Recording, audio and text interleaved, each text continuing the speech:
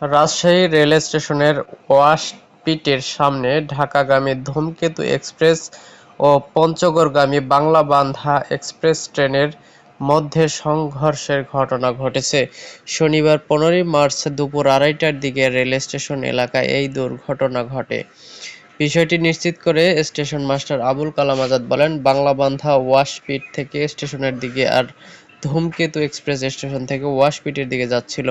Signal পয়েন্টে সমস্যা থাকায় ধূমকেতু এক্সপ্রেসকে ধাক্কা দিয়ে বাংলাবান্ধা এক্সপ্রেস ট্রেনটি লাইনচ্যুত হয়। এতে ট্রেনের একাধিক বগি ক্ষতিগ্রস্ত হয়েছে, তবে হতাহতের কোনো খবর পাওয়া যায়নি।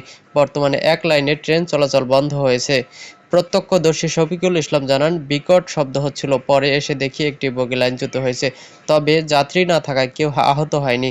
পরে রেলওয়ের কর্মকর্তারা স্টেশন থেকে ছুটে আসে।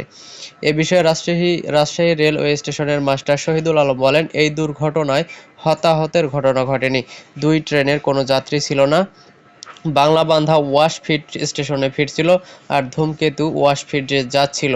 এই সময় এই দুর্ঘটনা ঘটে। তিনি আরো বলেন, প্রাথমিক অবস্থায় তেমন কিছু বলা যাচ্ছে না, তবে এই দুর্ঘটনায় তদন্ত কমিটি গঠন করা হবে। তদন্ত কমিটি প্রতিবেদন দিলে জানা যাবে আসলে কি ঘটনা ঘটেছিল।